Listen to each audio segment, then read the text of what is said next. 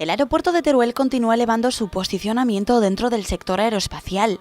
La combinación de unos vanguardistas rasgos logísticos y su cada vez más diversificada actividad ha logrado gestar un innovador modelo de negocio que atrae a cada vez más compañías del sector. El modelo de negocio, que es innovador en sí, ha sido la clave del éxito. Es decir, por supuesto el trabajo que estamos haciendo todos, pero para conseguir eso ha sido necesario aportar a la industria algo nuevo y algo que era necesario y desde un punto de vista diferente y efectivo. Con cerca de 400 hectáreas de capacidad y unas 6.000 operaciones ejecutadas, la plataforma aeroportuaria turolense es base logística para casi un centenar de aeronaves de todo el mundo.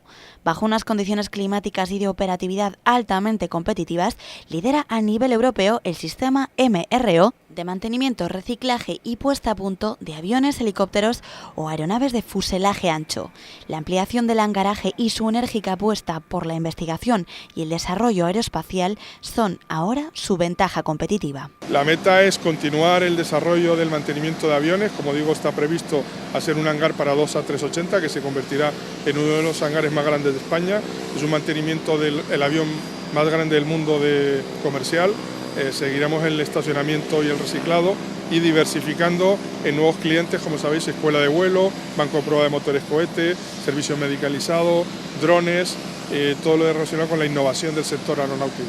El aeropuerto de Teruel es otro ejemplo más del savoir-faire de la logística aragonesa, y es que en eso consiste su estrategia, apuntar alto, cada vez más volando hacia la excelencia.